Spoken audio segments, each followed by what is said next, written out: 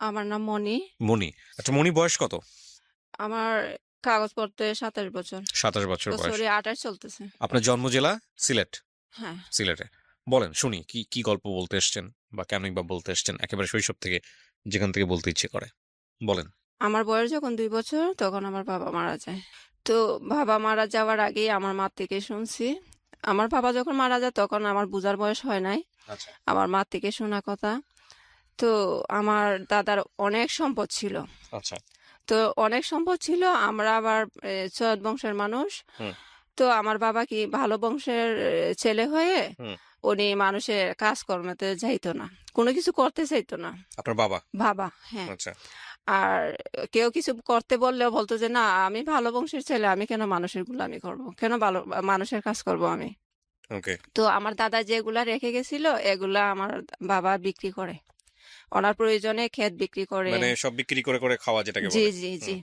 তার মানে যেহেতু কিছু করে না, তো জীবন যাপন করতে গেলে তো কিছু করতেই হবে, বাড়ি আছে বাড়ি বিক্রি করে। হুম।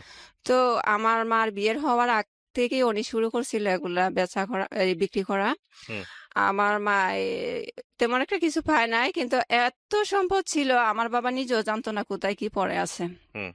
তো আমার মা যতটুকু পাইছে, আবার বাবা মনে করতো শেষ হয়ে গেছে সম্পদ, কিন্তু মানুষ, অন্য মানুষ পাশের যে ইয়া আছে, মালিক আছে, ওনারা কাগজপত্র ঠিক করার জন্য যাইতো আমাদের জেলায়, হুম। গিয়ে দেখতো ইয়া আমার বাবার নামে বাড়ি আছে, ওই যে এখানে আছে সেখানের নাম আসে, আমার বাবাকে বলতো যে তোমার নামে তো ওই বাড়িটা এখনো আছে। হুম। তো আমার আব্বা আবার কাগজপত্র ঠিক করে ওগুলা বের করে আবার বিক্রি করে ফেলতো। হুম। এমনকি ভাইয়া এত প্রচুর সম্পদ ছিল। আমার দাদা যখন বেঁচে ছিল, হুম। নাপিত বাসায় এসে ওনাদেরকে শেভ করে দিত, চুল কেটে দিত।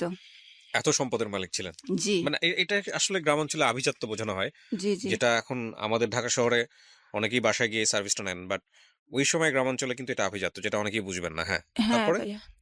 তো এগুলো এগুলো আমার এই দাদা ওনাদের নামে করে দেয় নাই, হুম। এমনিই দিছে আর কি, ওনারা ভুগ করে খাইছে। তো হুম। এটা আমার দাদার নামে যেহেতু রয়ে গেছে, আমার বাবা আবার পাইছে। আচ্ছা। তো আমার বাবা পাইছে যে ওইটাও আবার বিক্রি করে ফেলছে। আর একটা ক্ষেত ও এমন জায়গা আছে, এটা আমার কাজিন হয়, হুম। উনি এটা ওনার আন্ডারে নিয়ে গেছে, উনি বুক করে। তো হুম। আবার আরেক লোক আসি বলতেছে এই ক্ষেত তো তোমার রয়ে গেছে, ওরা দখলে নিয়ে গেছে, তো তুমি এক কাজ করো, ওরা যেহেতু চাষ করে ফেলছে, তুমি এগুলার উপর দিয়ে যে ধান যে ভিতরে থাকে না, এগুলারে কি বলে আমাদের এলাকায় তো চুসা বলে, হুম। তো ওগুলা ছিটাই দাও। তাইলে ধান যখন ইয়া করবো, পাকবে, তখন আপনি কেটে নিয়ে আসিও, দখল করার জন্য আর কি। তো হুম। এগুলো আমার বাবাই নিয়ে আসছে কেটে। এগুলা নিয়ে ঝামেলা হয়েছে, কিন্তু আমার বিচারশালীর যখন বসছে আমার বাবাকে এই ক্ষেতটা দেওয়া হয়। হুম। তো এগুলা বলতে গেলে তো অনেক কথা, আমি এগুলা এখন সমাপ্ত দিচ্ছি আমার বাবার এখান থেকে। হুম। তো আবার কি করছে, অবশিষ্ট বাকি যেটুকু ছিল, আমার দাদু আর আমার ফুফু, আমার এক ফুফুই ছিল, আমার বাবা ছিল, ওনাদের ভাই বোন আর কেউ ছিল না, এক ভাই এক বোন ছিল। হুম। তো আমার দাদুকে আমার ফুফু ইয়া করলো, মাথা ধুলাই করলো যে ইয়া করো, কত সব বিক্রি করে ফেলতেছে, এক কাজ করো, তুমিও যেটা পাবা তোমার বাগেরটা, আর আমার বাগের অংশ যেটা আছে আমরা বিক্রি করে ফেলি, হুম। আর আমার যে এক্সট্রা বাড়ি আছে ওইটাতে তোমরা চলে আসো। ওকে। তো আমার পুকুর বাড়িতে আমার বাবা সহ আমার মাকে নিয়ে যায়। তো নিয়ে যাওয়ার পর আমার মাকে উনি ওনার মনের মতনই ইয়া করে, কাজকর্ম করায়। হুম। তার মানে আমার বাবা যেহেতু বেকার, ও বড় বোনে যা বলে তাই করে। ওকে। আমরা এখন বর্তমানে আমার বড় বোনের আমার জন্মের আগেই বিয়ে হয়ে গেছে, সবার হুম। বড় যে বোন। হুম। আর এখন আমরা আছি 3 ভাই বোন ওকে।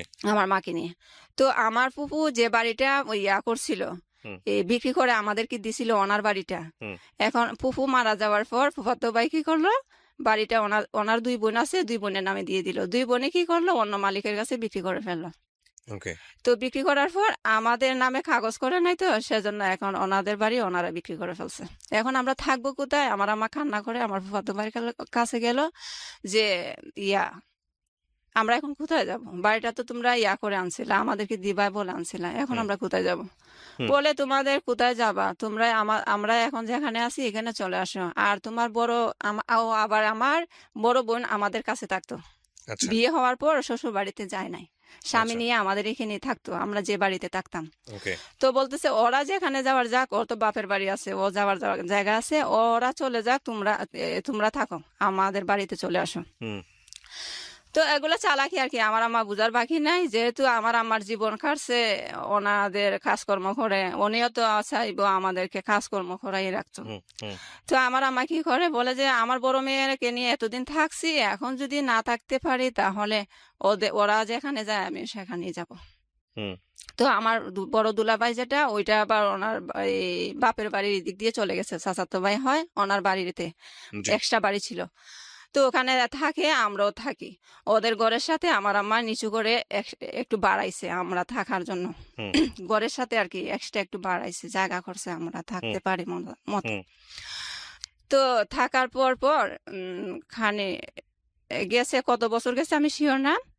তারপর আমার বড় আপুর পাশের আরেকটা আছে, ফ্যামিলি মেম্বার আছে, হুম। ওনারা দুই ভাই বিদেশে থাকতো। তো বড় ভাই রয়ে গেছে বিদেশে, আর উনি ধরা পড়ে চলে আসছে বাংলাদেশে। হুম। তো আসি আবার ওই আমার বোন তখন ইয়াতে পড়ে, প্রাইমারি স্কুলে পড়ে। তো প্রাইমারি স্কুলে পড়াকালীন আমার বোনকে আমার পছন্দ হয়েছে বা বিয়ে করবে আমার মার কাছে বলে হুম। উনি। ওকে। তো উনি বলার পর ওনারা আবার ভালোই আছে, আমার বড় দুলাভাই আছে না, ওনারা একটু তার মানে ক্ষমতা যেটাকে বলে আর কি, জোর খাটাইয়ে চলে। আর ওনারা হয়েছে, ওনার বাবা ইয়া ছিল, এই হুজুর ছিল। হুম। তো ওনারা ইয়ার থেকে, আমার বড় দুলাভাই থেকে একটু বেটার আছে। আচ্ছা। তো আমার বড় দুলাভাইকে আমার মা যখন বলে, আমার বড় দুলাভাই তো একদম পায়ার হয়ে গেছে, কি আমার হুকুম ছাড়া তুমি রাজি হয়ে গেছে এখানে বিয়ে দিবা, কখনো হবে না। হুম। আমার বড় দুলাভাই বলতেছে ওনার ইচ্ছে, ওনার ছোট একটা ভাই ছিল বিয়ের বাকি। তো ওকে। আমার বোন যেটা মেজুটা, আমার বড় যেটা ওইটাকে ওনার ছোট ভাইকে দিয়ে বিয়ে করাবে, হুম। ওনার উদ্দেশ্য ছিল এটা। আর ভাইয়া, আমার বড় দুলাভাইটাই এমন অবস্থা আমাদেরকে রাখতো, তার মানে উনি যেটা বলবে সেটাই হবে। এখন আমার মা এটা মানে না। তো আমার মা কি করছে, এখানে থেকে তো পারবে না, যেহেতু ওনার দায়িত্বে আমরা আছি, ওনার বাড়িতে, ওনার ইয়াতে। হুম। এখন আমার মা কি করলো, এই আমাদের আত্মীয় বাড়িতে চলে গেল আবার, আচ্ছা। অন্য আরেকটা আত্মীয়র বাড়িতে চলে গেছে। হঠাৎ গিয়ে বলতেছে চলে আসছি গো তোমার ছেলের বাড়িতে। তো উনি, আমার ভাবিটা হেসে হেসে বলতেছে, বলে চলে আসছো তো ভালোই হয়েছে, থাকো। তো ওনাদের একটা বাংলা ঘর যেটাকে বলে, ওখানে আমরা থাকি। থাকার পর কিছুদিন পর আমার আম্মু কি করে, ওই যে লোক বলছিল আমার বোনকে বিয়ে করবে, হুম। ওনাকে সহ, ওনার বন্ধুও ছিল, ওনাকে সহ নিয়ে গেছে ওই কিশোরগঞ্জ, আমাদের আত্মীয় আছে। ওকে। তো আমাদের ওখানে ভাবছে ওনারা তো অনেক কিছু জানে, ওনারা শিক্ষিত, এরপরে রাজনীতিবিদ। তো ভাবছে ওখানে গেলে ওকে ভালোভাবে বিয়ে দিতে পারবো, যেহেতু আমার দুলাভাই এখানে মানতেছে না। হুম।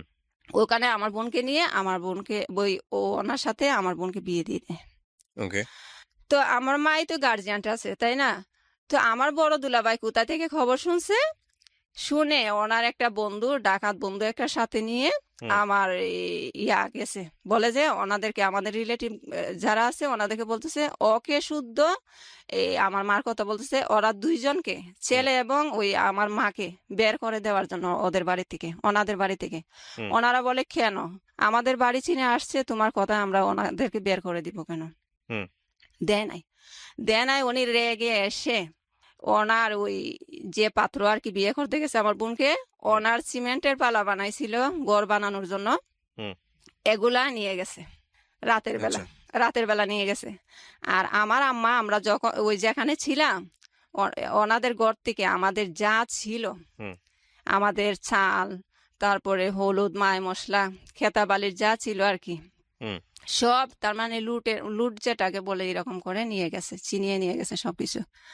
আমার মা তো ভাবছে না এত কিছু যে হবে, আসি দেখে সব শূন্য করে ফেলছে। আর আমাদের দূরের আত্মীয় স্বজন যারা ছিল ওদেরকে পটিয়ে ভুলভাল কি কি বলে এমন অবস্থা করছে, লাগে যে আমার আম্মা একদম নিকৃষ্ট একটা কাজ করে ফেলছে। হুম। তো এগুলা করে, আচ্ছা আমার আম্মু কি করলো, কোনো রকম এখানে একবার ওইখানে একবার, যেহেতু আমাদের একটা বাড়ি নাই, আমার দুলাবাড়ির কথা শুনে মানুষও অন্যরকম হয়ে গেছে। হুম। তো আমার মা একবার যাদের এখানে ভালো লাগে, ওরা আমাদের হয়ে একটু কথা বলবে, ওদের এখানে গিয়ে থাকে 1 মাস হুম। আমাদেরকে নিয়ে আর কি। 1 মাস আমাদের খাবারই খায়, কিন্তু হুম। ওনাদের ঘরে থাকার জন্য যেহেতু আমাদের আশ্রয়ের জায়গা নাই, হুম। এভাবে থাকতো। থাকি তো কিছুদিন পর আবার ওনারা যখন ভেজাল করতেছে, আমার বোনও আবার আমার পাল্টে গেছে। যাকে বিয়ে দিছে ও পাল্টে গেছে, দুলাভাইয়ের পক্ষে চলে গেছে। হুম। বলে যে আমিও ওর সংসার করবো না, ওই বিয়ে আমিও মানি না। তো কি করছে, ওরা জোর করে ডিভোর্স নিয়ে নেয় আচ্ছা। আমার বোন আর ওই ছেলের থেকে। আমার দুলাভাই তো একদম ক্ষমতাবান, হুম। গায়ের জোরে কিভাবে কিভাবে থাকতো আমি এতটা জানি না। তো এটা জানি ওনারা ডিভোর্স নিয়ে নেয়, এই আর টিপসই নিয়ে নেয়। হুম। তো আচ্ছা, পরে দিয়ে কি করলো, কিছুদিন পর শুনে ওই যে যিনি বিয়ে করছিল উনি আমার বোনকে, উনি আবার কি করছে, এই টিপসই যখন নিয়ে নিছে উনি অন্য জায়গায় বিয়ে করতে চায়। তো হুম। আমার মা কি করছে, আমার মার হাতে কাবিন নামা ছিল আমার বোনের, জি। মেজুটার। তো ওই কাবিন নামা উঠাই আনি মানুষ বলতেছে, যেখানে প্রস্তাব দিছে ওখানে নিয়ে গেছে যে দেখো আমার মেয়েকে ও বিয়ে করছে, তোমরা বিয়ে দিও না। এটা জাস্ট ওনারা জানার জন্য বলছে আর কি। পরে দিয়ে আমার বোন কি করলো, মেজুটা আর আমার ভাইটা ওকে আমার দুলাভাইয়ে খাটায়, ওনার গরু টরু রাখাল হুম। করে আর কি। মেজো বোন তখন কি করে, কিছুদিন পর ওই চিটাগাং চলে যায়। হুম। আমার ফুফাতো বোন একজন ছিল, উনি ওখানেই থাকতো। তো ওনার কাছে আমার বোনটা চলে যায়, হুম। গার্মেন্টসে চাকরি করবে সেই উদ্দেশ্যে চলে যায়। তখন আমি এতটা বুঝি না। পরে দিয়ে কি করছি, যাওয়ার পর আসা যাওয়া করে আর কি, আসলে কিছু টাকা পয়সা আম্মাকে দেয় কোনো রকম চলার জন্য। হুম। তো এইভাবেই দিন যাচ্ছে। তো আমারও তো স্কুলে ভর্তি হওয়ার বয়স হয়েছে, তখন মানুষে আমার মাকে বলতেছে ও তো বড় হয়েছে, ওকে স্কুলে দেওয়ার বয়স হয়েছে, স্কুলে ভর্তি করাও না কেন। তো আমার মা বলে আর পড়াশোনা করানোর দরকার নাই, বেশি পড়াশোনা করলে অবাধ্য হয়ে যায়, কথা শুনবে না। হুম। তো কি করে, আচ্ছা যাই হোক, যখন আমি বুঝি তখন আমি নিজে নিজে স্কুলে যাই। আচ্ছা। তো আমার একটা কাজিন ছিল, ওই স্কুলে চাকরি করতো, টিচার ছিল। হুম। তো বলতেছে ওকে, আমার মাকে বলছে ওকে স্কুলে দিয়ে উপবৃত্তির নাম দিব। হুম। তো আমার মা এই উপবৃত্তির কথা শুনে আসি বলতেছে কর। ও ও বলছে স্কুলে যাওয়ার জন্য, আমার এই কাজিনের কথা বলতেছে। তো ওনার কথা মতো স্কুলে আসা যাওয়া করি, পড়াশোনা করি। ওই বয়স কত তখন আপনার? কোন কোন ক্লাসে পড়ছেন? ক্লাস 2-তে ভর্তি হই, আচ্ছা। ক্লাস 1 পড়ি নাই আমি। হুম। তখন বয়স 6 ছিল। হুম। তো পড়াশোনা করতেছি, 2 থেকে পরীক্ষা দিয়ে যখন 3-তে উঠি, তখন আবার 3 ফাইনাল পরীক্ষা দেওয়ার পর আমার টিচার বলল যে তুমি তো পড়াশোনা ভালোই পারো, তোমার ক্লাস 4-এ পড়ার দরকার নাই, তোমাকে 5-এ দিয়ে দিই, আচ্ছা। তুমি করবা, ওই বৃত্তি দিবা। তো হুম। বৃত্তি পাইলে তুমি টাকা পয়সাও পাবা, হুম। এরকম বলতেছে। তো আমি কান্না করি, না স্যার, সবাই আমার সাথে যারা ওরা 4 ক্লাস পড়বে আর আমি পড়বো না কেন? হুম। তো বলতেছে তোমারও ভালো হবে, তোমাকে প্রয়োজনে 2 বছর 5-এ রাখবো, তবুও তুমি করো, স্কিপ করো, হুম।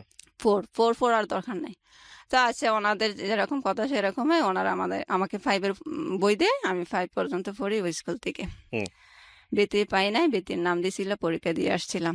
জি। পরে এভাবে চলতেছিল।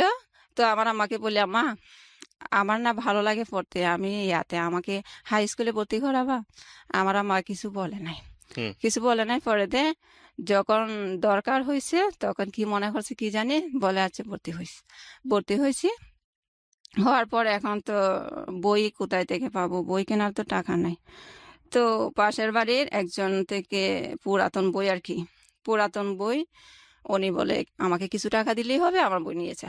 আচ্ছা। তো ওনার বই নিয়ে আসে, আমি এই বই দিয়ে পড়াশোনা করি। পড়াশোনা করে ক্লাস 7-এ উঠি।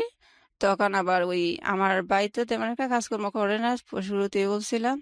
এই তো আমার ভাই যেহেতু কাজ করে না, আমার আম্মা অন্য মানুষ থেকে হাওলার টাকা আনে, হুম। গ্রামের বাড়িতে সুদের বিনিময়ে যে টাকা দেয় আর কি। তো আমার আম্মা মানুষ থেকে দাঁড় করায় এনে আমাদেরকে খাবার দাবার ভরণ পোষণ করে আর কি। এগুলা করতে করতে অনেক সময় এমন ঋণ হয়েছে, হুম। সুদে আসলে অনেক টাকা হয়ে গেছে। তো আমার আম্মা করলো, আমাদের এখন বাড়ি ছেড়ে চলে যাবে। আচ্ছা। হ্যাঁ, বাড়ি ছেড়ে চলে যাবে, এখন আমার পড়াশোনার কি উপায় হবে? বলে যে ওখানে ওদেরকে বলবো তোরে স্কুলে ভর্তি করাই দিতে। ওখানে গেছি ভাইয়া, ওখানে গিয়ে দেখি হুট করে চলে গেছে আমার আম্মা, ওনাদের পারমিশনও নেয় নাই, ওদের বাড়িতে গেছে। তো ওনারা এতটা রাজি না। আমরা ভাই সহ আমরা তিনজন হুম। তিনজন মানুষকে কে রাখবে দায়িত্ব নিয়ে? হুট করে আমাদের তাও যদি কোনো একটা থাকতো, হুম। করার মতন কিছু থাকতো, তো ওখানে আবার বোঝা গেল থাকা যাবে না, তো চলে আসি। চলে আসার পর বাড়িতে আসি না, অন্য আরেকটা জায়গায় উঠি, আমাদের পাশের গ্রাম। হুম। এখানে ওঠার পর আমি বলতেছি, আম্মা এক কাজ করো, তুমি ওনাদেরকে বললো আমাকে যাতে কোথায় দিয়ে দে, আমি পড়াশোনাও করব, ওদের কাজকর্ম করতে পারবো। হুম। পড়াশোনার পাশাপাশি ওদের কাজ করলে তাইলে তো ওদেরও লাভ হইলো, হুম। আর আমিও পড়াশোনাটা করতে পারবো। হুম। তো আমার আম্মা বলতেছে, পারবে তুই কাজ করতে? আমি হুম। বলি, হ্যাঁ পারবো। তো উনি আবার আমার কথা মতো আমাকে নিয়ে ওনাদের বাড়িতে যায়। বাড়িতে যাওয়ার পর আমার আম্মা বলে যে আমাদের তো কিছু দাঁড় কর্জা আছে, তো ওর তো পড়াশোনা করে, এখন আপনারা যদি কিছু ওর পড়াশোনার দায়িত্ব নেন, তো আপনাদের কাজে একটু সাহায্য করবে আর কি। হুম। ওরই টিচার ছিল, হাই স্কুলের টিচার ছিল। তো বলে, ভালো কথা, আমি তোমাদেরকে টাকাও বেশি ছিল না, 10,000-এর মতো ছিল। হুম। তো বলে 10,000 টাকা দিব, আর ওকে নিয়ে যাব, আর ওর ফাইনাল পরীক্ষাটা দিয়ে দাও। 7-এর ফাইনাল পরীক্ষার সময় ছিল তখন, বার্ষিক পরীক্ষা আর কি। হুম। তো বার্ষিক পরীক্ষার জন্য বলে যে ওকে আবার বাড়িতে নিয়ে যাও, বার্ষিক পরীক্ষা শেষ হইলে টাকাও নিয়ে যাবো আমি, আর ওকে 8-এ ভর্তি করাই দিব। হুম। পরে দিয়ে ভালো কথা আসছি। আসার পর পরীক্ষা দিয়ে গেছি ওনাদের বাড়িতে। আবার যাওয়ার পর ওনাকে কে মন্ত্র দিছে টাকা দেওয়ার দরকার নাই, কি কি না কি জানি না কি বুঝছে, পরে দিয়ে উনি টাকা দেন। বলেন যে না, তখন তো বলছিলাম, এখন দিতে পারবো না। হুম। তো টাকা যেহেতু দেয় না, তো এখন আর কি করব? পরে দিয়ে অন্য জায়গায় অন্য জায়গায় ওনার পিলকানা ঢাকায় থাকে উনি, আমাদের দূরের আত্মীয়, কাজ হয়, চাচাতো বোনই হয়, ওনার কাছে আনে। তো ওনার বাবা বলছিল, ওনার বাবা আবার ডাক্তার, উনি বলছিল আমার মেয়ের কাছে গেলে ওর বাচ্চা কাচ্চাটা দেখলো, আর ওদের এখানে স্কুল আছে, ভিতরে স্কুল আছে, হুম। পিলখানা ভিতরে স্কুল আছে, ওকে ভর্তি করাই দিলে ও পড়াশোনা করলো, যেহেতু আমরা নিজের মানুষ, গরিব হয়েছে তো কি হয়েছে। তো ওখানে আমাকে পাঠাই দেয়। পাঠাই দেওয়ার পর ভাইয়া, উনি তো ওনার মতো বলছে, আসলে ওনার মেয়েটা অন্যরকম। উনি শুধু আমাকে কাজ পারি আর না পারি, এই একটার পর আরেকটা, একটার পর আরেকটা কাজ দিয়ে রাখে, পড়াশোনার কোনো খবর নাই। হুম। এরকম করতে করতে কোন ক্লাসে পড়তেন তখন আপনি? বয়স কিরকম ছিল? ক্লাস 7-এর পরীক্ষা দিয়ে মানে আসছি। আপনাকে বেসিক্যালি বাসায় নিয়েছে কাজের জন্য? হ্যাঁ, ওকে। কিন্তু ওনার বাবা এই কথাটা বলে নাই, ওনার বাবা বলছিল পড়াশোনা পড়াশোনাও করাবে। করাবে। হুম। হ্যাঁ। তো উনি আমাকে পড়াশোনার না মনে নাই, এগুলার কোনো চিন্তা ভাবনা ওনার মাথায় নাই। আমি ওনাকে, তখন আপনাদের পরিবার চলে কিভাবে? মানে আপনাদের পরিবারে টাকা পয়সা দেয় কে? বড় ভাই ছিল ওই সময়টাতে? হ্যাঁ আমার বড় ভাই, আমার কিছু করতো ওই সময়টাতে বড় ভাই? হ্যাঁ আমার দুলাভাইয়ের কথা সেজন্যই আমি বলছিলাম, আমার হ্যাঁ। দুলাভাইয়া হাত করে আমার বাইকেও নিয়ে গেছে। পয়সা করে দিত পরিবারে? না না না, দিত তাহলে না। আপনারা কি খেয়ে বাঁচতেন? খাওয়ার জন্য আমার মা দাঁড় কর্জা করছে, এখন দাঁড় কর্জা করার জন্য, সুদ করার জন্য আমি একদিক দিয়ে চলে আসছি, আমার আম্মা একদিক দিয়ে। মানে চ- আপনার মা একদিকে, আপনি একদিকে। একদিকে। এক বোনের তো বিয়ে হয়ে গেছে। হ্যাঁ। আপনি আর হচ্ছে বোন চিটাগং চলে গেছে, আচ্ছা। আর আমি বাসার উদ্দেশ্যে এখানে চলে আসছি। হুম। ওনারা পড়াশোনা করাবে, ওদের কাজে সাহায্য করব। ওকে, তারপর? তারপর এখন আমার ওনাদের আবার একজন, পড়াশোনা করেন, আপনাকে কাজ করায়? না হ্যাঁ। না, হ্যাঁ হ্যাঁ, কাজ করায়, কাজও করায় কি ভাইয়া, আমি তো কখনো কাজ করি নাই। একটু ভুল হইলে ধরেন বলছে মাছটা বাজি করতে হবে, তো আমি যদি মাছটা এমনি দিয়ে দিই, উনি আমাকে এমন ভাবে কথা বলে ভাইয়া, শুধু হাত তুলে না, এমন ভাবে উনি কথা বলে, তবুও আমি এগুলো মনে নেই না, তখন ছোট ছিলাম তো, মনে কষ্ট লাগে না। হ্যাঁ একটু খারাপ লাগতো, বুঝতাম উনি আমাকে বকতেছে, কিন্তু এতটা সিরিয়াসলি ভাবি নাই যে উনি হুম। আমাকে আঘাত দিয়ে কথা বলছে, বা উনি যেটা বলে আনছে সেটা করে না, আর উল্টো আমাকে টর্চার করতেছে, সেটা মনে হুম। করি নাই। হুম। তো আমার আম্মা আবার ওনাদের রিলেটিভ আসছিল ওনার বাসায়, এসে দেখছে, আর উনিও মনে হয় বলছে আমি কাজকর্ম এতটা পারি না। তো আপনাকে আচ্ছা। পড়াশোনা করাইতো না, আপনাকে বেসিক্যালি কাজ জি করাইতো? ভাইয়া। তো তারপর? ওনার একজন কাজিন আবার আসে, ওনার চাচাতো বোন হয়, হুম। যে আপুর কাছে আমি ছিলাম, ওই আপুর চাচাতো বোন বাড়ি থেকে আসে ওনার হুম। এখানে বেড়াতে। তো বেড়াতে এসে আমাকেও দেখে যায়, আর ওনাদের এখানে বেড়াইয়া যায়। তো হুম। আমার মা আবার বাড়িতে আসছে, ওই যে ঋণের জন্য চলে গেছিল না বাড়িতে, হুম। আমার আম্মা আবার আমার খবর নেওয়ার জন্য বাড়িতে যাতে মানুষে না দেখে, হুম। লুকাইয়া আসছে ওনাদের বাড়িতে। আচ্ছা। আসি বলতেছে, আমার মেয়েকে দেখে আসছো, মনিকে দেখছো? হুম। বলছে, হ্যাঁ দেখে আসছি। তো কয় স্কুলে ভর্তি করাইছে? আর আমার আমার আম্মার কাছে ভাইয়া আমি বলতাম না, আমার আম্মা ওনার ফোনে ফোন ফোন দিয়ে ভালো মন্দ জিজ্ঞেস করতো, কিন্তু আমি বলতাম না স্কুলে যে ভর্তি করাই নাই। কেন বলতাম না? কারণ আমি কোথায় যাব বাড়িতে গিয়ে। আসলে তো যাওয়ার কোনো জায়গা নেই, জি, রাইট? হুম। সেজন্য আমি বলতাম না। তো উনি বলতেছে কি ওকে দিয়ে তো কাজ করা, ওকে কাজের জন্য নিচে স্কুলে কেন ভর্তি করাবে। হুম আমার আম্মা শুনে ভাইয়া সাথে সাথে ওনাদের বাড়িতে গিয়ে স্ট্রোক করে ফেলছে। স্ট্রোক করার পর ডাক্তার দেখা ওরাই বা ডাক্তার দেখায়? হ্যাঁ, আচ্ছা। তারপরে ওনারা আবার ফোন দিছে ওদের ফোন থেকে, বলে যে ওর মা তো অসুস্থ হয়ে গেছে, কালকের ভিতরে ওকে পাঠাইতে হবে। হ্যাঁ। বিকাল সন্ধ্যা 8টার সময় ফোন দিয়ে বলতেছে যে ওকে। ওকে কালকে পাঠাইতে হবে, ওর মা স্ট্রোক করছে। হুম। তারপরে আমাকে ওনারা গাড়িতে তুলে দেয়, আমি বাড়িতে যাই। আচ্ছা। যাওয়ার পর গিয়ে দেখি আমার মা অসুস্থ হয় কিন্তু স্বাভাবিক হয়েছে। কিছুদিন পর আমি বলছি, মা এখন তো তুমি স্বাভাবিক হয়েছো, চলে যাই আবার। বলছে কোথায় যাবে? আমি ওখানে। ওরা তো আবার চাইতে বলছে, হুম। বলে না না ওখানে আর যাবে না, তোরে আর দিব না ওইখানে। মানে ওখানে দিব না? হ্যাঁ। আচ্ছা। তারপরে কি করছে আমার আম্মা, আমাদের আরেকটা আত্মীয়র বাড়িতে গেছে, এমনি ঘুরতে গেছে আর কি। হুম। তো ওনারা আবার বলতেছে এই ওনাদের বাসায় যে কাজের মেয়েটা ছিল ও নাকি বাড়িতে আসে আর যাবে না বলতেছে। হুম। তো আমার আম্মা আমাকে আসি বলতেছে, ওরা তো কাজের মেয়ে খুঁজতেছে, তুই নাও এখানে চলে যা, ওরা তো নিজের মানুষ আছে। হুম। তা আমি বলি না না, আমি নিজের মানুষের কাছে যাব না। মানুষের কাছে গিয়ে বলে বলে হাঁটবে, বলবে যে ও আমার বাসায় কাজ করে, আমার বাসায় কাজ করে। আমি যে মানুষের কাছে থাকলে মানুষে জানবে না আমি কি করতেছি, সেখানে আমি থাকবো। ওকে। তো আমার আম্মা বলে তুই যদি না যাস আমি চলে যাব। তো আমার আম্মা কিন্তু আবার বাসা বাড়ির কাজ করে নাই, কখনো করে নাই। যা করছে আমার ফুপুর সংসারে করছে আর কি। হুম। আর এমনিতেই করে নাই। এমনিতে বেড়ানোর মতো আছে আমার আম্মা। আমি যখন ঢাকা চলে আসছি তখন বেড়ানোর মতো নেই, আমাদের রিলেটিভ যারা আছে ওনাদের এখানে ছিল কিশোরগঞ্জ। হুম। তো আমার আম্মা বলছে তুই না গেলে আমি চলে যাব। তো উনি যখন বলছে, আমার মা যখন বলছে আমি না গেলে উনি চলে যাবে, তখন আমার গায়ে লাগছে। তখন বলে যে যা চলেই যাই। তো আমি ওনার আম্মা যেখানে পাঠাইছে ওখানে চলে গেছি। হুম। যাওয়ার পর উনি আমার খাজিন হয়, চাচাতো বোন হয়। উনি আমার আরো ক্লোজ গোষ্ঠী চাচাতো বোন। তো উনি আমাকে অনেক কাজকর্ম করে যে অনেক পছন্দ করে, কারণ এখানে থেকে শিখে ফেলছি তো। হুম। ওনার কাজকর্ম করে যে উনি আমাকে অনেক আদর করে। আদর করে কিন্তু ভাইয়া, আদর করে ওনার সাথে আমাকে ঘুমও পাড়ায়। আচ্ছা। কিন্তু ভাইয়া একটা জিনিস কি আমার কাজ করছে, ওনার বোনের মেয়ে, ওনার ওনার ভাইয়ের মেয়ে হুম। ওনার বাসায় থেকে পড়াশোনা করে, আর আমি কাজ করি। কিন্তু ওদের পড়াশোনা দেখে আমার মনে একটা ইয়া হইলো যে যে আমি একটু পড়তে আমিও চাই। তো একটু পড়তে চাই। হ্যাঁ। হুম। তো এখানে তো সম্ভব না, ওনারা তো নিছি কাজের উদ্দেশ্যে, তো হুম। এখানে তো বললেও হবে না। হুম। তো আমি কিছুদিন পর 3 মাস থাকি এখানে। আচ্ছা। 3 মাস থাকার পর 3 মাসে ওনারা আমাকে 900 টাকা দিছিল। 900 টাকা দেওয়ার পর আমি চলে গেছি বাড়িতে, বেড়ানোর কথা বলে। তারপরে ওনার ভাই আরেকদিন গিয়ে বলতেছে আয় আয়, তুই তো বেড়াইছ 2 দিন, এখন চলে আয়। আমি হুম। বলি যে না আমি আর যাব না, আমি স্কুলে ভর্তি হব। তো আচ্ছা। এখন স্কুলে ভর্তি হব কোথায় থাকবো? স্কুল তো আছে কিন্তু কোথায় থাকবো? তো আমার আম্মাকে বললাম, আম্মা আমার আম্মার বাপের বাড়ি যেটা, ওখানে আমার আম্মারও কেউ নাই।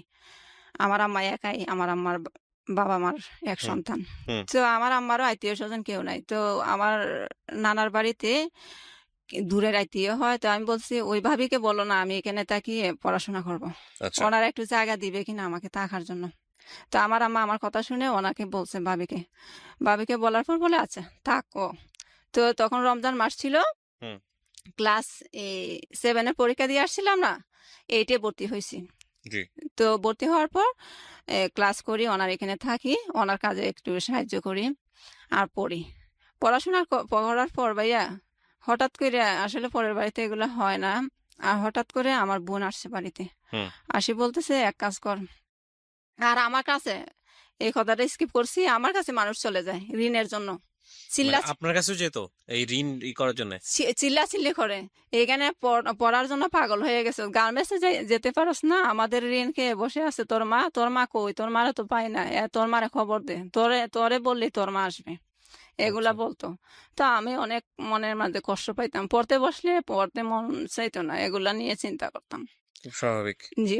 তখন আমার মাকে বলছি, আমার মা মনে হয় বোনকে বলছে, আমার বোন কিছুদিন পর আসে, ওই চিটাগঙ্গে যে থাকে উনি হুম। আসে, আমাকে নিয়ে গেছে চিটাগং। প্রথম যাই আর কি চিটাগং হুম। 2011 সালে। 2011 সালে যাওয়ার পর তখন আমার 18 বছর হয় নাই। আচ্ছা।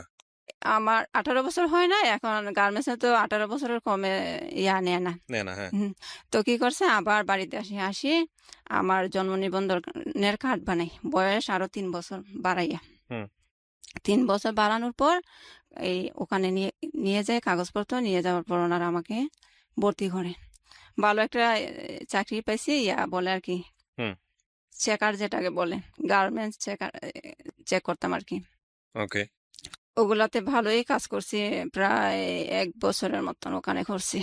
1 বছর করার পর আমার মা বলতেছে, আর এই সুযোগে আমার বোন আছে না, ওই বোনের 10,000 টাকা নিয়ে আসি, ঋণ দিয়ে দে। ঋণ দেওয়ার পর তারপর তো এখন ঋণ যেহেতু কমে গেছে, আমার আম্মু বাড়িতে চলে আসছে। তো বাড়িতে চলে আসছে, এখন আমার আম্মা, তার মানে আমার চিন্তা, এখন আমি আর কেন চিটাগাং থাকবো, হুম আমি বাড়িতে চলে আসতাম। মানে ঋণগুলো শোধ হয়ে গেছে হ্যাঁ ততদিনে? হ্যাঁ হ্যাঁ। আচ্ছা তো আমার আম্মা বলতেছে, এক কাজ কর, তুই বাড়িতে চলে আয়। তো আমি বলি, বাড়িতে গিয়ে কি করবো, আমি তো পড়াশোনা বাদ দিয়ে দিছি, বাড়িতে গিয়ে কি করবো? কোন ক্লাস বাড়িতে পর্যন্ত পড়ছেন আপনি তখন? এইটা ভর্তি হয়েছিলাম, পরীক্ষা তো আর দিই নাই। পড়তে পারেনি মানে হ্যাঁ, আপনি আলটিমেটলি হচ্ছে 7 পর্যন্তই বলা চলে। জি জি। হুম তো আমি বলতেছি, এখন গিয়ে কি করব? বলে যে আবার স্কুলে ভর্তি হইতে পারবে। আমি তোর স্যারকে জিজ্ঞেস করছি, বলছে চলে আসলে তোরে আবার করবে, ভর্তি করাবে। আমি বলি, হুম না না, আমি আর পড়বো না। পড়া নিয়ে অনেক হয়েছে, অনেক পেরেশানি করছি, হয় না এগুলো, এগুলো মনে হয় আমার ভাগ্যে নাই, আমি হুম আর যাবো না। কিন্তু মায়ের মন তো বারবার ফোন দিয়ে বলে, চলে আয় চলে আয়। আচ্ছা, না পড়লো তুই বাড়িতে চলে আয়, ওখানে দরকার নাই। তো হুম আমি মনে মনে চিন্তা করছি, বাড়িতে চলে যাব, আমার তো এই দিক দিয়ে চাকরির জন্য হইতেছে না। তো আমি শুধু নামাজ পড়ি আর আল্লাহকে বলি, আল্লাহ তুমি একটা ব্যবস্থা করে দাও, আমি যাতে বাড়িতে গিয়ে কোনো কিছু একটা করতে পারি। আল্লাহর কি কুদরত, আমি আল্লাহর কি হুকুম, আমি বাড়িতে আসছি। একটা মেয়ে আমাদের বাড়িতে আসছে বেড়াইতে, ও আমাকে চিনে। ও যখন 8-এ পড়তো, আমি ক্লাস 7-এ পড়তাম। হুম তো আমার বসে বলে, তুই পড়াশোনা বাদ দিয়ে দিছ? আমি কই, হ্যাঁ বাদ দিয়ে দিছি। কই, এখন চাইলে তো তুই উন্মুক্ততে ভর্তি হইতে পারস। হুম তো আমি বলি, এটা কোন জায়গায়? তো ওর নাম বলছে, কই এখানে গেলে পারবে। তো ওর কথা মতো আমাকে নিয়ে আমি উন্মুক্ততে ভর্তি হওয়ার উদ্দেশ্যে যাই ওখানে। যাওয়ার পর তো ওনারা বলছে, আচ্ছা ঠিক আছে, উন্মুক্ততে ভর্তি হইতে পারবে। তো তখন কি করে, উন্মুক্ততে ভর্তি হওয়ার জন্য এই বয়স আর একটু বাড়াইতে হবে, কারণ 8 পাস সার্টিফিকেট দিতে হবে। তো হুম 8 পাস সার্টিফিকেট দিলে, আমি তো 8 পাস করি নাই থেকে, বোর্ড থেকে। আর আমার তো বোর্ডের সার্টিফিকেট দেখাইতে গেলে হবে, সৃজনশীল হওয়ার পর হয়েছে আমার হিসাবে। হুম তো ওনারা আবার বয়স বাড়াইয়া আমাকে 8 পাস একটা সার্টিফিকেট দিয়ে দেয়। আচ্ছা 1994 সাল করে আর কি, আমার বয়স 1994 সাল করে। হুম তারপরে ওখানে ভর্তি হই আমি। ভর্তি হওয়ার পর এসএসসি পাস করি ওখান থেকে। হুম আর এর ফাঁকে দিয়ে উন্মুক্ত তো ভাইয়া এতটা ক্লাস করতে হয় না। তো আমি আবার করতাম, গার্মেন্টসে চলে যেতাম। আচ্ছা গিয়ে 3 মাস 4 মাস করে করে আবার বাড়িতে আসতাম। আসি যখন, যতদিন বাড়িতে থাকতাম, ক্লাস করতাম, আবার চলে যেতাম। আচ্ছা তো এইভাবে আর কি 2 বছর অতিক্রম করি। এসএসসি পাস সার্টিফিকেট একটা পাই। তারপর ঢোকার পর হঠাৎ করে আবার মাথায় ধরলো যে আমি তো এসএসসি পাস করছি, হুম কাউকে জিজ্ঞেস করে দেখি আমি জেনারেল কলেজে ভর্তি হইতে পারবো কিনা। তো একজন বললো, হ্যাঁ হইতে পারবে। তো আমি আবার বাড়িতে চলে আসি আমি একটা মহিলা কলেজে ভর্তি হই। হুম এই ভর্তি হওয়ার পর ইয়ার চেঞ্জ পরীক্ষা দিয়ে আবার গার্মেন্টসে চলে যাই। আচ্ছা গার্মেন্টসে চলে যাওয়ার পর একবারে টানা নভেম্বর মাসে আসি বাড়িতে। হুম এখন প্রায় ফাইনাল পরীক্ষার কাছাকাছি এই সময় চলে আসছে। তো এখন স্যার বলতেছে, তুমি এতদিন, আমাদের এই কলেজের নিয়ম আছে, তুমি যে এতদিন অ্যাবসেন্ট করছো, আমাদের কলেজে নিয়মিত ক্লাস করা তোমাদের সবাইকে বলে দিছি, নিয়মিত ক্লাস করবা। তো তুমি যে এত মাস আসো না, এখন কি পড়ছো আর কি পরীক্ষা দিবা? হুম তো আমি বলি যে, স্যার হ্যাঁ আমি পারবো স্যার, আমাকে দেন। না না, স্যারে দিবেন আমাকে। বলে, তুমি 1 বছর পারলে এখানেই থাকো, তোমাকে আমি পরীক্ষা দিতে দিব না। অনেক করলাম স্যারকে, অনেক অনুরোধ করলাম, স্যার দিবে না দিবে না দিবে না। হুম তারপরে আর কি করব, প্রিন্সিপাল স্যার যখন না করছে, আর কেউ তো কিছু বলবে না। আবার কি করলাম, গার্মেন্টসে চলে গেলাম। ওকে গার্মেন্টসে চলে যাওয়ার পর আবার কাজ করলাম। কাজ করার পর এই যে আমার গরম লাগে, মাথায় স্কার্ফ পরে থাকি, গরমের দিনে আমার ভালো লাগে না, অধৈর্য হয়ে যায়। হুম তারপরে আবার চিন্তা করলাম, এখন কি করব, গার্মেন্টসে যদি গরমের জন্য না করতে পারি, তাইলে আমার কি করার, আমি বাড়িতেই কি করব, আর কাজ না করলে তো আমার হবেও না। হুম আর একদিন মুখ টুক বড় উন্না দিয়ে বেঁধে আমার বোন আবার দেখাইছিল, চিটাগং একটা কুলসি আবাসিক এলাকা আছে, ওখানে সব শিল্পপতিরা থাকে। আমার বোন একদিন আমাকে ওই রাস্তা দিয়ে নিছিল আর বলছিল, এলাকাটা দেখে আসলে মনে মনে হয়েছিল যে এখানে বড় লোক থাকে। তো আমি কি করলাম, ওই বোনে দেখাইছিল যে হুম আমি ওখানে চলে যাই, গিয়ে মানুষের কাজের মানুষ যাচ্ছে যে হুম ওদেরকে ফলো করি। খাকে বললে ওরা আমার কথা বুঝবে বা আমার কথা বিশ্বাস করে একটা কাজ বের করে দিবে। হুম সাহস করে হুট করে যে কেউ কেউ বলতেছিও না, আবার বলতে হচ্ছে এরকম। তো একটা আপুকে বললাম, আপু আমাকে একটা বাসা বাসা খুঁজে দিবেন। উনি আমার চেহারার দিকে তাকাইয়ে বলে, তখন আর একটু বয়স কম ছিল তো, আর এতটা ছিলাম না, এতটা টেনশনে ছিলাম না। তো উনি আমার চেহারার দিকে তাকাই বলে, তুমি বাসায় কাজ করবা? আমি কই হ্যাঁ করব। ও সত্যি বলতেছে বাসায় কাজ করবা? আমি কই হ্যাঁ করবো তো আপু। তো উনি কি করছে, আমাকে উনি উনি ওনার বাসায় চলে যায়, আর যে বাসায় আমি কাজ করব একটা মানুষ খুঁজছে, ওই দারোয়ানের কাছে আমাকে দিয়ে দেয়। হুম বলে যে ও বাসায় কাজ করবে, নিয়ে নাও, মেয়েটা ভালো আছে। হুম তো উনিও ওনার কথা মতো আর আমাকে দেখে মনে করছে মনে হয় ভালোই, নিয়ে গেছে। নিয়ে যাওয়ার পর ওনারা জিজ্ঞেস করছে আর কোথায় কাজ করছো, আমি বলি যে না। তো বলে বাসার কাজ করতে পারবা? আমি বলি যে হ্যাঁ, আমার একটু একটু একটু জানা আছে, অনেক আগে একবার করছিলাম, ওই হুম যে ওই আপুর বাসাতে করছিলাম সেটা আর কি। তো বলছি, তারপরে ওনারা হ্যাঁ আমাকে ঘর মোছা আর এই কাপড় ধোয়ার কাজ দিছে, আচ্ছা করি। ওনারা খুব পছন্দ করে আমার পরিষ্কার করে কাজ, হয়তো একটু স্লো করি কাজগুলা, কিন্তু অনেক পরিষ্কার করে করি। তো উনি আমাকে অনেক পছন্দ করে। হুম তো পছন্দ করার পর, আমাকে অনেক পছন্দ করার পর ওনার হাজবেন্ড যখন আসে, হুম ওনার হাজবেন্ডের সামনে আমাকে বুঝায় আমি কোনো কাজকর্ম এতটা পারি না, জানি না কেন বুঝায়। তারপরে করে কথাও রেগে রেগে কথা বলে। এমনিতে আমাকে এত সুন্দর ব্যবহার করে, কিন্তু ওনার হাজবেন্ডের সামনে আমাকে রেগে রেগে কথা বলে। তো আমি তো আর এগুলো জানি না। পরে আরেকটা এই কাজের বুয়া ছিল, রান্না বাড়ার কাজে সাহায্য করতো। হুম উনি আমাকে একদিন বলতেছে, ক উনি কিছু বললে তুই কথা বলিস না। আমি বলি, কেন? ওনার হাজবেন্ড ওনাকে এমনি মস্কারি করে বলছিল সিলেটের মেয়েগুলা ভালো, আরেকটা বিয়ে করবে সিলেটে। হুম এর তো তখন আমি বুঝতে পারছি, ও এর জন্য মনে হয় উনি মনে একটু নিছে হুম সেজন্য। হুম তো পরে দিয়ে উনি আমাকে আরেকদিন বলতেছে, কর, তোর বুটের কাগজপত্র আছে না? আমি কই হ্যাঁ আছে। বুটের দিস আমাকে 1 কপি কাগজ দিস। হুম তো আমি বলি, খালাম্মা আপনি তো প্রথমে বলেন নাই এখন লাগবে? হ্যাঁ লাগবে, তুই ঈদের সময় যাবে না, তখন নিয়ে আসবে। আমি বলি আচ্ছা। তারপরে ঈদের সময় ওনাদের দেশের বাড়িতে কুরবান দেয়, তখন কুরবানির ঈদ ছিল। ওনারা দেশের বাড়িতে চলে গেছে, আর আমি আমার যেখানে থাকতাম, গার্মেন্টসে চাকরি করার সময় যখন যেখানে থাকতাম ওখানে আমি চলে আসছি। হুম আসার পর মনে মনে বলি, বাসায় কাজ করব আর বুটের কাগজ দিব, না ওই রকম করবো না বলছি। আর একটা ম্যাডামের কাছে যাই। তো উনি বলছে, তুমি তোমার যখন লেখাপড়া আছে, আমার কাপড়ের দোকান আছে, এখানে তুমি থাকতে পারবা, তুমি আস্তে আস্তে শিখে ফেলবা। আমি বলছি আচ্ছা। হুম এখন ওখানেও কিছুদিন থাকার পর ওনার কাজের মেয়ে বুট উঠে নাই, বুট উঠাইতে বাড়িতে গেছে। এখন দেখা যায় সেম কাহিনী, উনি আমাকে দিয়ে কাজ শুরু করাইছে। উনি আর ওই নাম নেয় নাই। উনি যে আমাকে দিবে, এই কাপড়ের দোকানে কাজ শিখাবে, ওইটা করে নাই। মেয়েটা যতদিন আসে না আমাকে দিয়ে কাজই করাইতেছে। হুম এত কাজ ভাইয়া, তারপরে আমি চলে আসছি। আর আমাকে তো কাজের কথা বলে নেয় নাই, তো আমি চলে আসছি। চলে আসার পর আর এই সুযোগে ওনার শাশুড়ি ওনার বাসায় গেছিল বেড়াইতে। উনি আমাকে দেখে বলে যে, ও চিটাগাঙ্গের মানুষ তো, বলতেছে তুমি করতে পারো না, এই গার্মেন্টসে চাকরি করতে পারো না? আমি বলে হ্যাঁ নানু, গার্মেন্টসে কাজ করতাম, এখন করব না। তো এখন বললে, আচ্ছা তুমি এক কাজ করো, আমার নাম্বারটা তোমাকে দিয়ে যায়, আমার বউকে শোনাইও না। ওনার ছেলের বউকে না শোনাইতে বলছে। হুম আমার ছেলের বউকে শোনাইও না, আমার নাম্বারটা তুমি গোপনে রাখো। তো রাখলাম।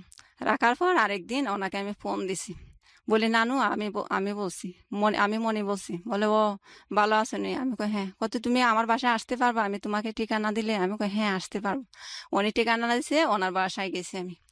ওনার ওনার বাসায় যাওয়ার পর উনি আমাকে অনেক আদর করছে, বলে হুম যে তুমি যদি ইচ্ছে করো গার্মেন্টসে চাকরি করতে, আমার এখানে থেকে করতে পারবা, আর থেকে করতে পারবা। এখন ওনার মেজো বউ একটা আছে, মেজো ছেলের বউ গেছে বেড়াইতে। উনি আমাকে কি করছে, শুনছে ওনার বড় ছেলের বউর কাছে আমি ছিলাম। এখন উনি আমাকে ভয় দেখানো শুরু করছে। বলে আমার শাশুড়ির কথা এখানে আসছো, তোমাকে মানুষে গুম করে ফেলবে, তুমি মানে তুমি তো হঠাৎ করে শহর গ্রামের বাড়ি থেকে শহরে আসছো, এগুলা বুঝবা না, তোমাকে মানুষ কোন সুযোগে গুম করে ফেলবে। তুমি চলে যাও, হুম তুমি যেখান থেকে যে বাসা থেকে আসছো এখানে চলে যাও। হুম আমার শাশুড়ির কথা মতো তুমি এখানে থাইকো না। আর শাশুড়িকেও শাশুড়ির যেভাবে বুঝবে ওইভাবে বুঝাইছে, ওনার মেজো ছেলের বউ। হুম তো নানু বলতেছে তোমাকে এক কাজ করি, উনি বুঝতে পারছে ওনার ছেলের বউ যে চালাকি করতেছে। তো উনি আমাকে বলে তুমি এক কাজ করো, আমার বড় ছেলের বউ যখন শুনতে পারবে তখন আমার প্রতি রাগ করবে, বলবে যে আমি ষড়যন্ত্র করে তোমাকে নিয়ে আসছি। হুম তুমি বরং এক কাজ করো, আমার ছেলে 2 বিয়ে করছে তো, তুমি বড়টার কাছে ছিলা, এখন ছোট বউর কাছে তোমাকে পাঠাবো। আমি হুম জানতাম না উনি ওই মামা যে 2 বিয়ে করছে। হুম তো তো বলে যে ওখানে তুমি চলে যাও। আমি বলি আচ্ছা। গিয়ে কয়দিন থাকো, তারপরে যদি তুমি চাকরি করো আমার এখানে আসতে পারবা, আর এখন আপাতত থাকো। তো মনে মনে বলে আছে যাই হোক, একটা জায়গা তো পাইছি, আমার এক রাত থাকার জায়গা নাই, এখন আমি যেহেতু একটা কয়েকদিন থাকতে পারবো, আছে যাই। গেছি, যাওয়ার পর ওনার এই ছেলের বউ আমাকে অনেক আদর করছে। থাকতে থাকতে অনেক দিন থাকছি ওনার বাসায়, একটা মনে মনে চাকরি খুঁজি আর ওনার বাসায় থাকি। প্রায় 3 মাসের মতো থাকছি। হুম থাকার পর উনি আবার ছিল, অন্য ধর্মের ছিল। তো অন্য ধর্ম থেকে মুসলিম হয়েছে, তো ওনার মা আবার মাঝে মধ্যে বেড়াইতে আসে। হুম তো ওনার মা এটা মানতে পারে না, উনি যে আমাকে আদর করে। এই উনি কোথায় রেস্টুরেন্টে গেলে, অনেক টাকাওয়ালা তো, হুম রেস্টুরেন্টে গেলে আমাকে নিয়ে যেত। উনি যেভাবে থাকে আমাকে এইভাবে রাখতো। কিন্তু ওনার মা এটা বুঝতো না, এটা মানতে পারতো না। হুম ওনার মার উদ্দেশ্য হইলো ও কাজ করে না, আবার আত্মীয় না কেন এখানে থাকতে দিছ, কেন থাকবে। আর ওনার কথা হয়েছে আমার বাসায় তো এমনও কত মানুষে খায়, আমি 3জন কাজের মানুষ রাখছি, ও একজনে খেলে কি, হুম উনি আমাকে এজন্য রাখে। আমি ওনার জন্য অনেক দোয়া করি, উনি আমাকে আশ্রয় দিছে, যে এমন ভাবে দিছে, অনেক সম্মানের সাথে দিছে। হুম তো কিছুদিন পর একটা চাকরি পাই আমি। আচ্ছা আগে যেখানে কাজ করতাম, যে গার্মেন্টসে, ওই গার্মেন্টসের ম্যানেজারকে আমি বলি স্যার, পার্সোনাল থেকে আমি ম্যানেজার স্যারের নাম্বারটা নিই, হুম নিয়ে বলি স্যার আমি মনে বলছি, আমি তো আগে ওখানে চাকরি করে আসছি, এখন স্যার হঠাৎ করে বাড়ি থেকে আসছে, আমার একটা চাকরি দরকার।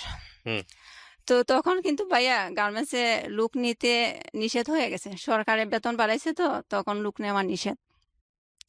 তো উনি বলতেছে আচ্ছা, আমি করব, আগামী মাস থেকে যদি লোক নেয় তাহলে তোমাকে নিব, আর হুম যদি না নেয় তুমি করতে পারবে না, কোনো কিছু মনে করতে পারবে না। আমি বলি আচ্ছা। তো 1 তারিখ হয়েছে রাতে, আমি 1 তারিখ হওয়ার আগে রাতে আমি ফোন দিই, ভাই আচ্ছা স্যার, স্যার আমি কি আসবো কাল? তো বলে আচ্ছা কাগজপত্র নিয়ে আসিও। গেছি, ব্যাস উনি তো নানি সিনিয়র ম্যানেজার, তো ওনার কথা মতো আমার চাকরিটা হয়ে গেছে। হুম নিয়ম হয়েছে ওই ফ্যাক্টরিটা অনেক ভালো। তো ওই নিয়ম হয়েছে একবার চলে আসলে ওকে আর নিবে না। তো হুম ওনারা আবার একদিক দিয়ে সিনিয়র ম্যানেজার বলছে নেওয়ার জন্য, আরেক দিক দিয়ে আমি যে এখানে কাজ করছি এখানে ফাইলপত্র দেখছে, আমার কোনো কমপ্লেন আসেনি যতদিন চাকরি করছিলাম, এর ভিতরে আমার নামে কোনো অভিযোগ আছে কিনা, দেখে যে না, নাই। তো আমাকে নিছে, নেওয়ার পর এখানেও কিছুদিন কাজ করি, করার পর তো মামি আমাকে দেয়, ধারণা দেয় যে তুমি এক কাজ করো, তোমার তো পড়াশোনা আছে, এই অনার্স 3 এর কথা বলে আর কি, ও তো বললো তোমাকে কাজটা দিয়ে শিখায় নাই, দেয় নাই, তো আমি একটা দোকান কিনবো, তুমি পারবা চালাইতা, হুম আমিও তোমাকে সাহায্য করব। আমি তোমাকে শিখাইবো, আমিও শিখবো, আর তারপর আমরা দুইজনে এটা মিলেমিশে করবো। হুম তো আমি মনে মনে বলি তাইলে তো আমার জন্য ভালোই হয়। তো আমি বললাম হ্যাঁ মামি, যদি হয় তো দেখেন। তো এগুলা করলো, তখন আমার মাথায় ওনার কথা শুনে একটা ধারণা চলে আসলো যে আমি আমি ওনাকে আবার কথাটা বললাম যে মামি, আমি যদি টেইলার্সের কাজ শিখে করি, কাপড়, আপনার কাপড়ের দোকানও দেখলাম, আবার আমি টেইলার্সের কাজ জানি, নিজে সেলাই করলাম, ডিজাইন করে এগুলা বিক্রি করলে তো আরো ভালো হবে। তো উনি বললেন হ্যাঁ করতে পারো। তো ওনার এখানে থেকে চাকরি প্রায় 1 বছরের মতো করছি ভাইয়া।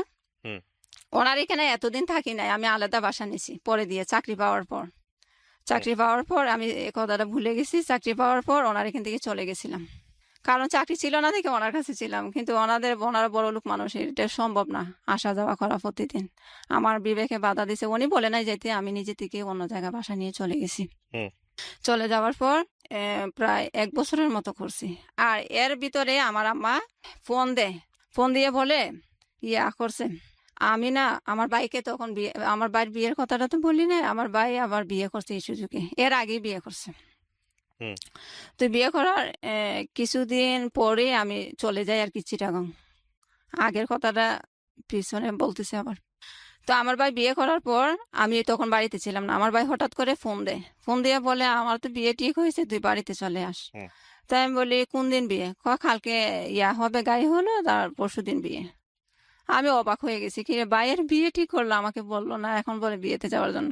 আচ্ছা যাই হোক, চলে আসলাম বলছে যখন।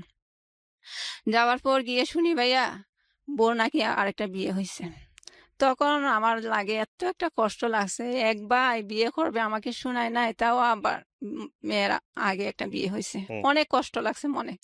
তা আমি আবার আমার মাকে কেউ না শুনে মতো বলতেছি, মা, বিয়ে করাইতেছো, মানুষে খুঁজে এক মার এক ছেলের কাছে বিয়ে দিবে, মানুষে অনেক খুশি হয়, খালি ঘর, এক মার এক ছেলে, কোনো ঝামেলা নাই। তো তুমি ঝামেলা নাই তোমার ছেলের, জানো, তুমি বিয়ে করাবো কেন, বিয়ে করাবা? হুম। তো বলে, আমার বড় দুলাভাই আছে না, উনি পছন্দ করছে। তো পছন্দ করছে, উনি আবার গাঁজা খায়। তো ওনার এই যে মেয়ে পছন্দ করছে, ওনার ভাইও গাঁজা খায়। তো দুইজন গাঁজা খাওয়াতে বসছে, ওরা বিয়েটি করে ফেলছে। এখন কি করছে, এখন আমার আম্মাও আমার দুলাভাই যেটা বলছে সেটাই করছে। আচ্ছা বিয়ে করেছে, বিয়ে করার 2-3 মাস পর আবার আমি চিটাগং চলে যাই। পর। চিটাগং চলে যাই, ওই চাকরিটার কথা বললাম যে চাকরিটা পাইছি। তো হুম। আমি তো আলাদা বাসা নিয়ে থাকি। তা আমার আম্মার প্রতি তখনও এতটা টান হয় নাই আমার, কারণ ভাইয়ের সাথে থাকবে, ভাই একটু দেখাশোনা করতেছে। হুম। তো আমার আম্মা যখন আমাকে ফোন দেয়, ভালো মন্দ জিজ্ঞেস করি। হুম। আর এই সুযোগে আবার আমার আম্মা ওইখানে চলে যায়। হুম। আমার আম্মা অনেকবার ওই কিশোরগঞ্জ গেছে, আমাদের রিলেটিভ যেখানে আর কি। কোনো সমস্যা হইলে ওখানে আবার চলে যায়, আচ্ছা। মোল্লারদর মসজিদ পর্যন্ত যেটাকে বলে আর কি। তো ওখানে আবার আমার আম্মা চলে গেছে। তো বলতেছে, জি, বাড়িতে ভালো লাগে না, তেমন একটা সুবিধার না মনে হয়, ও আমার কাছে ভালো লাগে না। তো ওর কাছে আমি, ওকে, আমার ভাইয়ের বউ, ওর কাছে 50টা টাকা চাইছিলাম, আমি গাড়ি ভাড়া দিয়ে এখানে আসার জন্য। ও আমাকে, ওর হাতে টাকা থইও আমাকে দেয় নাই। তো এই কথাটা শুনে আমার অনেক কষ্ট লাগছে। তো কি করছে, আমার যখন চাকরির প্রায় 6 মাস চলতেছে, তখন আমার বোন চিটং যেটা আছে, ও বলতেছে, আম্মা এতদিন পরের বাড়িতে মানুষে কয়দিন মেহমানের মতো রাখে, হুম। ওরা কি মনে মনে ভাববে, বলবে যে ছেলে মেয়ে রেখে পরে আছে আমাদের এখানে। তো এক কাজ করি, আমরা এখানে নিয়ে আসি। তো আমি কই, আচ্ছা নিয়ে আসো। তো তখন কি করে, আমার ভাই আর আমার ভাইয়ের বউ চিটং চলে যায়। আচ্ছা। চিটং চলে যায়। চিটং চলে যায়, আমার ভাইয়ের বউ তখন প্রথমে যাইতেছিল না। আমার এই ওনারা, আমার বইনে বলছিল, তুমিও যখন আসো, আমরা সবাই চলে যাই বাড়িতে, একটু আয় উন্নতি হবে, তুমিও গার্মেন্টসে কাজ করলে, তো সবাই একসাথে করলে বাসা ভাড়া টাসা ভাড়া দিয়ে টাকা কিছু থাকে, আর একা করলে এটা হয় না। হুম। উনি যাবে না, বলে যে, তোমাদের আইবে তোমরা বুঝো, আমি কেন চাকরি করে দিব তোমাদেরকে, যায় নাই। তো উনি 1 বছরের মতো বাড়িতে ছিল। এই সুযোগে উনি, ওনার একটা বাচ্চা হয়, মেয়ে, হুম। আমার ভাইয়ের মেয়ে হয়। হুম। তো ভাইয়ের মেয়ে হওয়ার পর ওই আমার আম্মুকে যখন নিয়ে গেলাম চিটাগং, তো 15 দিন হয়েছে আমার ভাইয়ের মেয়ের। ওরা আবার করতেছে, বারবার ফোন দিচ্ছে আমার বোনকে, মেজো বোনকে, বলতেছে, আমাদের এখানে তো জায়গা নাই, ওনার বাপের বাড়িতে গেছে। আমার আম্মা যেহেতু বাড়িতে নাই, কে দেখাশোনা করবে? ওনার বাপের বাড়িতে গেছিল, বলে যে, আমরা তো এতদিন রাখতে পারবো না, আমাদের ঘরে জায়গা নাই, তোমাদের ইয়া ভাইয়ের বউ আর তোমাদের ভাইয়ের ইয়া মেয়েকে তোমরা নিয়ে যাও, যেখানে তোমরা থাকো ওখানে ওদেরকে নিয়ে যাও। হুম। আচ্ছা, পরে দিয়ে কি করলো, আমার মা, আমার বোন, ওরা গিয়ে আনলো। আমার আম্মা আবার গেল আর কি ওদেরকে আনার জন্য। জি। এখন ভাইয়া, আমার ভাইও গেছে, কারণ যেহেতু একটা ছোট বাচ্চা আনতে পারবে না মহিলা মানুষ সব, তো আমার ভাইও গেছে। আমার ভাইকে আমার ভাবির ভাইয়ের বউ বলতেছে, আমার আম্মার সামনে, আমার বোনের সামনে আমার ভাইকে বলতেছে, শোনো, কাজকর্ম যা করবা ওর কাছে এনে দিবা, ও আইবে, সব বুঝবে, আর তুমি কাজ যা যা করো সব টাকা ওর কাছে এনে দিবা। তো এখন আমার আম্মা আমার বোনের শুনছে কথাগুলো। তো আমার আম্মা আবার বলতেছে, দেখছো, আমাদেরকে আমাদেরকে সামনে রেখেই বলে ওনার ননদের কাছে এনে দেওয়ার জন্য। তো আমরাও তো এখানে আছি, ওকে বললে আড়ালে বলতো, আমাদের সামনে কেন বলছে? আচ্ছা, এগুলো আমার আম্মা বেশি মনে নেয় নাই। নেয় নাই পর ওখানে গেছে, ওদেরকে নিয়ে আবার আমার আম্মা ওখানে গেছে। গিয়ে অনেক দিনই থাকছি। লকডাউনের আগে গেছিল, তারপরে লকডাউন হয়। আমি তখনও চাকরি করি গার্মেন্টসে। তো আমি যে বাসায় থাকতাম ওই বাসা থেকে আমার আম্মা বলে এখানে চলে আয়। আমি ওদেরকে 2,000 টাকা এই বাসা ভাড়া দিতাম, আর আমারটা আমি পাক করে খাইতাম। হুম তো আমার আম্মা বলতেছে ওইখানে একজন এক এক জায়গায় থাকার দরকার নাই, তুইও আমাদের কাছে চলে আয়। আমার ভাইয়ে বাসা ভাড়া নিছে, যেহেতু আমার ভাইয়ের বউও থাকবে, আমার মাও গেছে তো বাসা নিছে। তো বলে ও একা মানুষ, রুজি করবে যেগুলো এগুলো তো বাসা ভাড়াই চলে যাবে। হুম তো তুই যদি তুইও কিছু দিলে ও দিল খাওয়া বাসা ভাড়া এগুলো চলবে। তো আমি আমার মার কথা মতো চলে গেছি। আবার আমার বোন যেটা আছে, মেজো বোন, ও আবার বান্ধবীর কাছেই থাকে, শুরু থেকে এখন পর্যন্ত বান্ধবীর কাছেই থাকে। তো আমরা আর কি ভাই ভাই আর আমি একসাথে থাকি, আম্মা সহ। হুম তারপর এগুলা করতে করতে লকডাউনের সময় গার্মেন্টস বন্ধ দিছিল। তখন আবার মামি বলল তোমার তো চাকরি ইয়া মামি আবার জানতো না আমি যে গার্মেন্টসে চাকরি করি। মামি জানতো আমি একটা ইয়াতে এই এগুলা কি বলে ডায়াগনস্টিক সেন্টারে একটা চাকরি পাইছি এরকম মনে করতো। হুম আমিও বুঝাই নাই গার্মেন্টসে চাকরি করতে করি যে। তো কি করছে, ওই মামি বললো তোমার তো চাকরি এখন বন্ধ, তুমি চলে আসো আমাদের এখানে, আমার খালি বাসায় থাকতে ভালো লাগে না। তো হুম গেছি, মামি অনেক আদর করে। আর তারপর কিছুদিন থাকার পর রোজা শুরু হয়ে গেছে। তো রোজা শুরু হওয়ার পর কিছুদিন পর আবার শুনি, ফোন দিছি যে চাকরি কোন দিন খুলবে, ফ্যাক্টরি কোন দিন খুলবে। ওনারা বলে যে 2 তারিখে, আগামী মাসের 2 তারিখ থেকে গার্মেন্টস খুলবে। তো আমি আবার অ্যাবসেন্ট ট্যাবসেন্ট করি না, যেহেতু আমি চাকরি করি কেন অ্যাবসেন্ট করবো। আমি আবার চলে আসি। চলে আসাতে মামি বলে এখন তো সবকিছুই বন্ধ, তাইলে তুমি চলে যাচ্ছ কেন, থাকো না, তোমাকে এখানে কি হয়েছে, তুমি থাকলে তো আমার ভালো লাগে। আমি বলি, না মামি চলে যাই, ওখানে আমার ইয়া অনেকদিন তো থাকছি, ওখানে চলে যাই। তো চলে আসছি। আমি চাকরি করি, রোজার মাসে চাকরি করি। লকডাউন সবকিছু বন্ধ, ঘুরাই ঘুরাই যাইতে হয় ফ্যাক্টরিতে, তাও হুম গেছি। যাওয়ার পর এভাবে চাকরি করে হঠাৎ করে দেখি ভাইয়া আমার আম্মা ওই বাসায় বন্দি অবস্থায় থাকতে থাকতে একদম ওনার শরীর দুর্বল হয়ে গেছে, চলাফেরা করতে কষ্ট হয়। হুম সিঁড়ি বাইয়ে উঠে যে উনি একদম নিঃশ্বাস ফেলতে পারে না। তো ওনাকে আবার আমি অ্যাবসেন্ট করে ডাক্তারের কাছে নিয়ে যাই, চিটাং মেডিকেল নেওয়ার পর আমার মাকে এক জায়গায় দাঁড় করাইলাম, উনি সিরিয়ালে দাঁড়াইতে পারবে না হুম আমার মা। তো আমি বললাম আম্মা তুমি ইয়া করো, চেয়ারে বসে থাকো, আমি সিরিয়ালে দাঁড়াই, তোমার সিরিয়াল যখন আসবে তখন তুমি দাঁড়াবা। তো আমার মাকে চেয়ারে বসাই রাখছি। হঠাৎ করে একজন ইশারা করতেছে, আমি পিছনে তাকাইতাম, পিছনে তাকাই দেখি আমার মা একদম বমি টমি করে শেষ, নিচে পড়ে গেছে।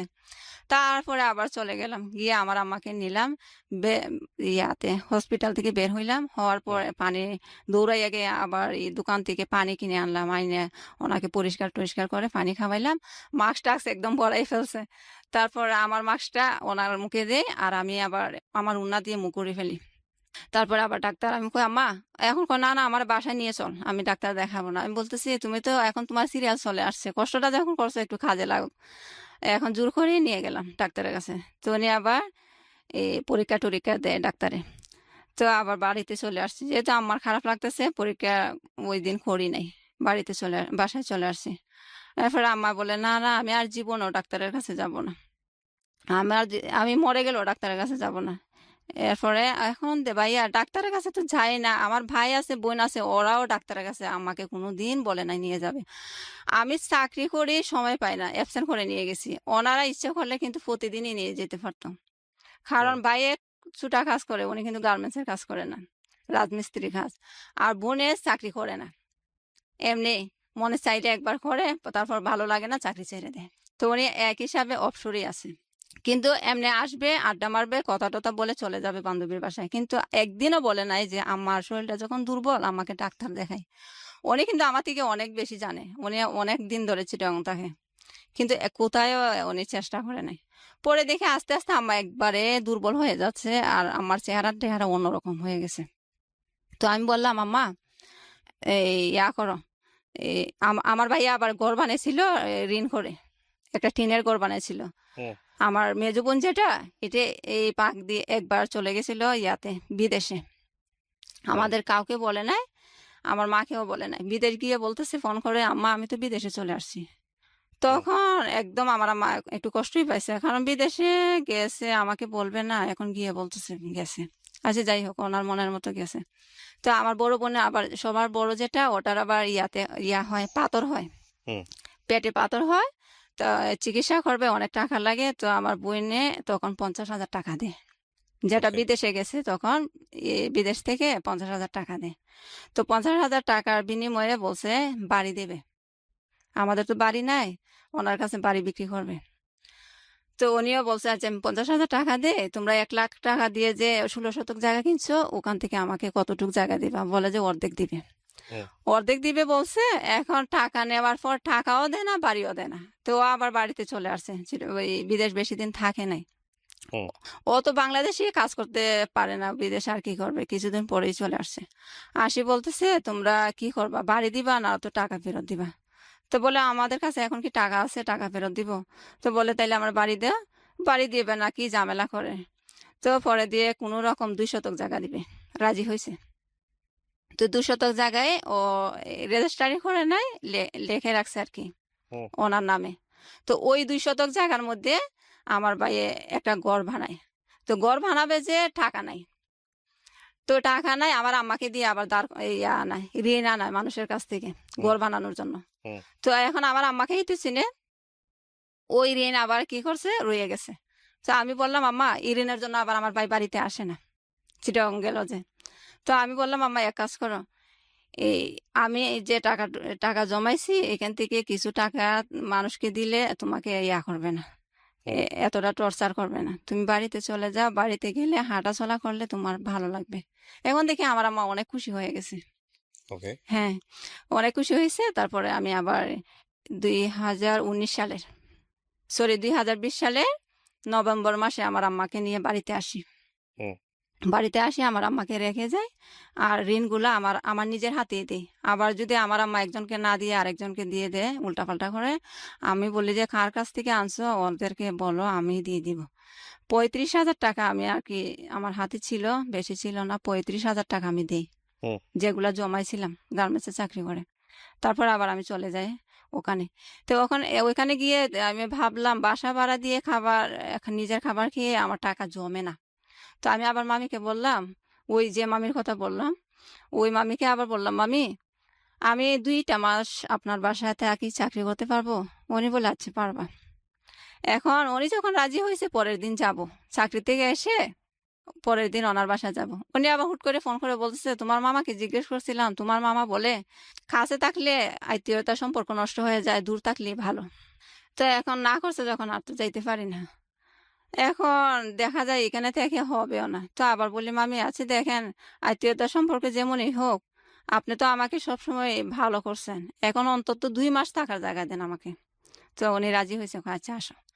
2 মাস থাকি ওনার বাসায়, তো আবার কিছু টাকা জমে, কারণ ওনারা তো আমার থেকে খাবারের টাকা নেয় না। তো টাকা আবার জমে। হুম। জমার পর ওই যে বললাম উনি আমাকে একটা বুদ্ধি দিছিল, ইয়া করবে, কাপড়ের দোকান দিবে, এখানে আমি কাপড় বিক্রি করব। তো উনি আমি বলি যে মামি এক কাজ করি, আমি টেলার্সের কাজ শিখি, বলে যে আচ্ছা। তো ওনার এখানে তাইকে টেলার্সের কাজ করি, শিখি। ওনার পরিচিত একজন টেলার্স, উনি যাদেরকে দিয়ে কাপড় বানায় ওনাকে বললো আমাকে কাজ শেখানোর জন্য। তো বলে আছে প্রতি শুক্রবারে ওর বন্ধ হবে, আমি ওকে সেদিনে শিখাইবো। তো মামি বলছে আচ্ছা ঠিক আছে। তো শুক্রবারে শুক্রবারে দেখা যায় তেমন একটা শেখানো হয় না। পরে দিয়ে আমি কি করলাম, আমি কই মামি এই কাজটা যখন শিখবো ভালো করে শিখি, চাকরি না হয় আমি ছেড়ে দিই। হুম। চাকরি প্রথমেই তো বললাম ভাইয়া আমার মাথায় সবসময় কাপড় রাখলে আমি সহ্য করতে পারি না, গরম, অতিরিক্ত গরম লাগে। তো ওনাকে এত কথা না বলে আমি বলি যে এই কাজটাই আমি ভালো করে শিখি আর চাকরি ছেড়ে দিব। কয় আচ্ছা।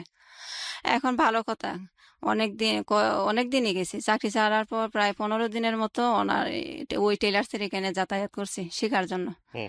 তো শেখার জন্য হঠাৎ করে আবার আমি এই মাথার চুলের সমস্যার জন্য একজন ডাক্তারের পাই, খবর পাই যে এখানে একজন ভালো ডাক্তার ঢাকার থেকে প্রতি শুক্রবারে যায় মৌলভীবাজার। হুম। আমি আবার আমাদের বাড়িতে যাই, বাড়িতে গিয়ে মৌলভীবাজার ওই ডাক্তারকে দেখানোর জন্য ডাক্তারের কাছে ফোন দিই যে স্যার আমার তো এরকম এরকম সমস্যা, মাথার চুলও লম্বা হয় না, চুল পড়েও যায়। তো বলে আচ্ছা তুমি শুক্রবারে আসিও। আমি তো গেলাম। বাড়িতে যাওয়ার পর শুক্রবার যেদিন হয় সেদিন গেলাম ডাক্তারের কাছে, ডাক্তার দেখাইলাম।